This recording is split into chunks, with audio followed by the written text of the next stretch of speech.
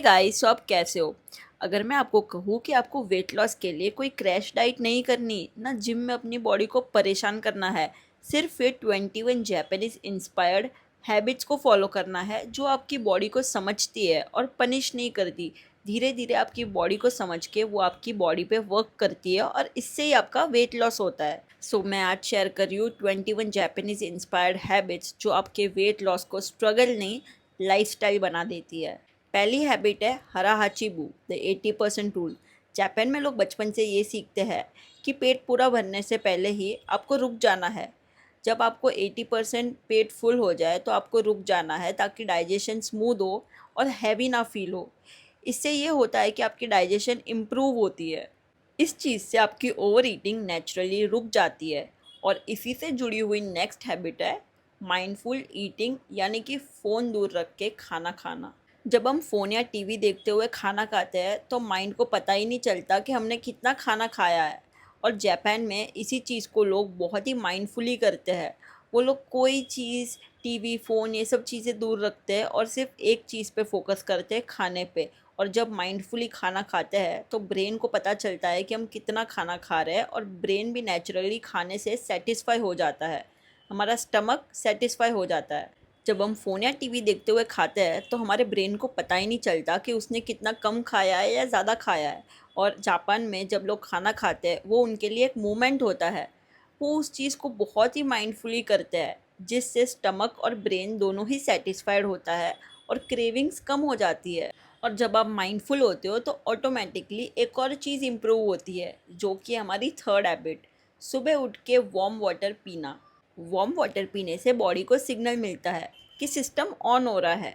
इससे ब्लोटिंग कम होती है, आपकी डाइजेशन अच्छी होती है और आपका मेटाबॉलिज्म स्लोली स्लोली अच्छा होता है। अब जो हैबिट है वो खाने के बाद से रिलेटेड है, जो कि है वॉकिंग आफ्टर मील्स। जापानीज लोग खाने के बाद बेड पे या सोफे पे लेट नहीं जाते। वो खाने के बाद एक हल्का सा वॉक करने जाते हैं, जो कि 10 to 20 मिनट्स आपको डेली करना चाहिए खाने के बाद। इसी से शुगर स्पाइक कंट्रोल होता है और फैट स्टोरेज कम होता है, और यही से पोर्शन कंट्रोल का कॉन्सेप्ट आता है। Smaller plates, smaller portions. छोटी प्लेट पर खाना ज़्यादा दिखने से हमारा ब्रेन सेटिस्फाइड फील करता है, जिससे कि हमारी कैलोरीज बर्न हो जाती है बिना कुछ रियलाइज़ किए। अब जाते हैं इकिगाई मूवमेंट पर। जापान में एक्सरसाइज करना पनिशमेंट नहीं होती है। वो लोग नेचुरली वॉक करते हैं, चीज़ों के लिए मूवमेंट लाते हैं, जैसे कि गार्डनिंग करते हैं, अगर किधर जाना है तो चलकर जाते हैं। ऐसे ही वो अपनी डेली रूटीन में नेचुरल वॉक्स रखते हैं, जिससे कि वो उनकी एक कंसिस्टेंसी में आ जाती है वो डेली रूटीन की प्रैक्टिस। अब आते हैं सबसे मिसअंडरस्टूड फूड पर, राइस। राइस को विलन मत बनाओ। जापानीज लोग राइस खाते हैं लेकिन पोर्शन और पेयरिंग के साथ, जैसे कि राइस को वेजीज, सूप और प्रोटीन के साथ खाते हैं वो लोग। आप सबकी प्रॉब्लम कार्ब्स नहीं, इम्बैलेंस है। अब जाते हैं एक और पावरफुल हैबिट पे, जो कि है फर्मेंटेड फूड्स। फर्मेंटेड फूड्स जैसे कि पिकल, दही, yogurt, butter milk etcetera gut bacteria को स्ट्रॉन्ग बनाते हैं। और हेल्दी गट मतलब बेटर डाइजेशन और बेटर वेट कंट्रोल। आपको पता है, सिर्फ खाना ही नहीं, स्ट्रेस भी वेट को बहुत ही ज़्यादा इम्बैलेंस करता है। जिससे आती है हमारी next habit, slow living and less stress. High stress से कॉर्टिसोल बढ़ता है, जो कि फैट स्टोरेज को इंक्रीज करता है। जापान में काम, साइलेंस और स्लो लिविंग को प्रमोट किया जाता है ताकि हॉर्मोन्स को बैलेंस रखा जाए। और स्ट्रेस के बाद जो सबसे इम्पोर्टेंट चीज़ आती है वो है proper sleep, which is non negotiable. Poor sleep के वजह से हंगर हॉर्मोन्स डिस्टर्ब हो जाते हैं, जिसके वजह से कितने लोग लेट नाइट्स को क्रेव करते हैं खाने के लिए और जंक फूड खा लेते हैं रात के 12-1 बजे को। और लेट नाइट खाई हुई चीज़ें डाइजेस्ट नहीं होती है क्योंकि हम डायरेक्ट बेड पे सोने जाते हैं, हम अपनी बॉडी को कोई मूवमेंट नहीं देते हैं। आपको पता है, जापानीज कल्चर में स्लीप को सेल्फ रिस्पेक्ट और डिसिप्लिन माना जाता है। तो आप भी अपना स्लीप रूटीन रोज़ कंसिस्टेंट कीजिए। रोज़ 10 to 11 PM के बीच में सो जाइए ताकि आप मॉर्निंग को फ्रेश और पॉजिटिव एनर्जी के साथ उठे। अब तक जो हैबिट्स मैंने आपको बताई है वो वेट लॉस के लिए एक बेस क्रिएट करती है। अब नेक्स्ट हैबिट है कंसिस्टेंसी ओवर परफेक्शन। देखो, रोज़ थोड़ा करो पर रोज़ करो। क्रैश डाइट्स टेम्पररी होती है, पर जो हैबिट्स होती है वो परमानेंट रिजल्ट देती है। अब आते हैं उन हैबिट्स पर जो इस बेस को और स्ट्रॉन्ग बनाती है, जो कि है warm home cooked food preference. घर का सिंपल खाना जो कि बॉडी को डाइजेस्ट करने के लिए बहुत ही ईजी होता है, और यही कोल्ड और प्रोसेस्ड फूड बॉडी डाइजेस्ट नहीं कर पाती है। और इसीलिए जापानीज मील्स का एक कॉमन पैटर्न भी होता है, सूप बिफोर मील्स।